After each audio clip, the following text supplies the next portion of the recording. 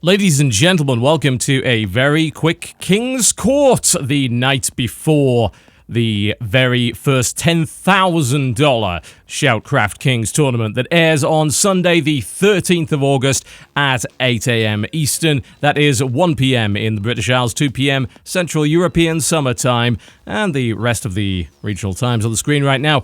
Of course, if you miss any of the show, you will be able to catch all of the VODs right here on youtube.com/TotalBiscuit in the usual spoiler-free format.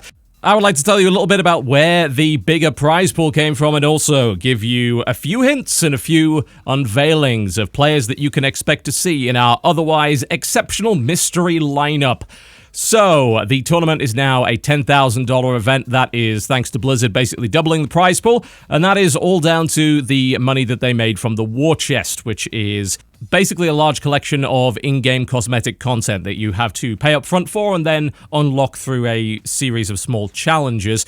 25% of the money that came in from that war chest was to go to the WCS Grand Final prize pool, the BlizzCon 2017 tournament, the biggest tournament of the year. That is exactly what happened. They made that money far, far quicker than expected, and essentially they're now sitting on more money from the war chest than they know what to do with. So they're going to be funding this event for the rest of the year at double the prize pool, which means $500 a map. That is a huge amount of money for our players and, of course, raises the stakes and the tensions for everybody watching as well. Always exciting to see a lot of money on the line whenever there's a competitive game involved. It means there's a lot more to fight for. The stakes are higher. And when it comes to losing a single map and being eliminated from the tournament, I don't think you can really get much more tense than that.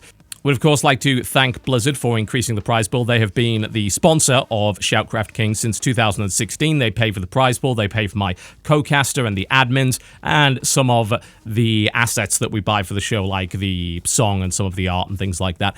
But I would be amiss if I didn't also thank those of you that decided to purchase the war chest, because some of your money went directly to funding this tournament, which is pretty fantastic for the players and for the event.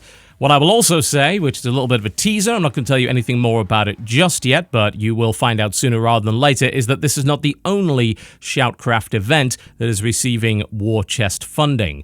Yes, something strange this way comes, and you'll find out about it, hopefully within the next couple of weeks.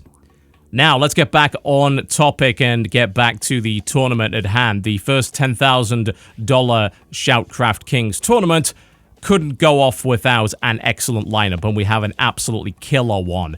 The killer in question, the first and only two-time month-to-month king, is none other than Bunny, that being the Korean Bunny as opposed to the foreign Bunny. There are two of them for whatever reason. Currently teamless, but sponsored by Thermal Take Esports, and this is the second time he's managed to hold on to the King's throne at the end of a monthly event. So he's carried it over, and he is, of course, expected to defend, and there are a lot of players coming his way, some of the best in the world. The question is, will he be able to hold on to the throne for any meaningful length of time? Every single map he wins is $500 in the bank, which you can hardly complain about, but the caliber of player he's going to have to face is the absolute best in the world. Let me give you a few hints as to who we have coming up. The rest of the lineup, as always, will remain a secret and a surprise for the day. Here's something a little bit interesting. A returning champion. Somebody who came back from his mandatory Korean military service and decided to come back to StarCraft 2. That is in itself a fairly rare event. A lot of people choose to go to the military at the end of their StarCraft 2 career and then come back and do something else. But as of this year, the one and only Squirtle, aka Park Hyun-woo, finished his military service and started streaming StarCraft 2 again. He's currently in the process of looking for a team. Of course, he used to be ex-StarTale and Incredible Miracle and retired in 2014. He's perhaps known for one of the best and most enjoyable series of StarCraft of all time, the Grand Finals of the 2012 GSL Season 2 against MVP, which he narrowly lost 3 maps to 4. He also placed second in the WCS South Korea Nationals, came in 4th at Red Bull Battlegrounds Austin, and came in second at the IGN Pro League Season 4. Yep, this is some old school stuff, folks. And by the sounds of it, he's getting back up to speed quite quickly. I'm interested to see what he can do here, and especially in a format where you only need to win once to get in the money. This could be quite the auspicious return for Squirtle. It'll be interesting to see whether or not he has been able to shake off the rust, and that's going to be the story going into this tournament. Will he be able to make an impact once again? Now, speaking of impact, if you happen to miss the series called GSL versus the World, that was a tournament that happened quite recently in South Korea, and kind of as you would have expected from the title, it pitted some of the best in South Korea against the best that other countries have to offer. And as it turned out, probably not too unexpectedly, GSL won the day quite convincingly. In fact, the only player to take a map from the Koreans was actually the one and only Kelazur, the Brazilian Terran, and he will be joining us once again in ShoutCraft Kings this month. Will he be able to make an impact against the South Korean players again?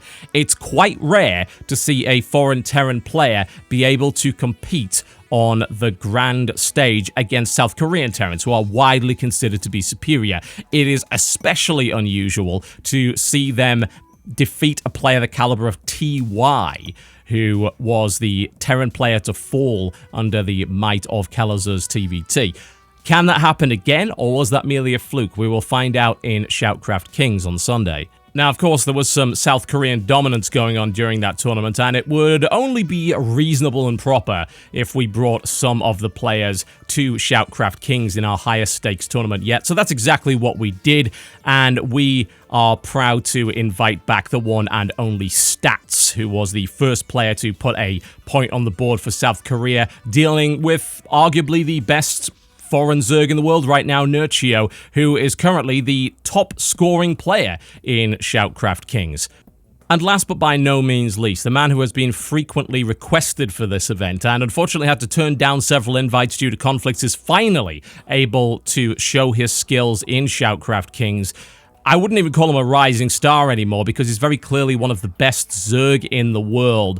Maybe not very well known up until relatively recently, but put on an excellent showing against Innovation in GSL versus the World and has been dominating the Scandinavian and Finnish scenes for quite some time. We are happy to invite ENCE Esports Cyril to ShoutCraft Kings for his debut in this particular tournament, competing for $10,000. Not a bad little debut for anybody. We've got plenty more incredible players. The entire lineup is absolutely killer as always, and it will be fun to unveil them to you as the tournament goes on. The times once again on screen right now. Make sure you don't miss the live show. It will be quite the spectacle, as it always is. And we'd once again like to thank Blizzard for the increase in prize pool. Thank you for participating in the war chest, which allowed for that increase in prize pool. And thank our co-caster In Control, who will once again be getting up to cast at 5 a.m. powered solely by Monster. We assume that he is nothing but Monster at this point and is some sort of ephemeral being or genie. One way or the other, he'll be there and he will be awake. We don't know how, but we're just going to accept that this is a thing that happens. It's more of a force of nature, really, than a co-caster. ShoutCraft Kings August, ladies and gentlemen, for $10,000. Come join the fun. It is going to be fun, no doubt about that. 13th of August, that's Sunday, on twitch.tv/TotalBiscuit. That is twitch.tv/TotalBiscuit will be a rerun, a vodcast directly after the show if you miss it. And, of course, spoiler-free VODs available over here on youtube.com/TotalBiscuit. And the uncut VODs available immediately for anybody that's subscribed to twitch.tv/TotalBiscuit. So that's for the impatient, those who can't wait the couple of days for the VODs to arrive on YouTube. Thank you very much, folks. I look forward to seeing you on Sunday the 13th at 8 a.m. Eastern for ShoutCraft Kings, the $10,000 StarCraft 2 King of the Hill.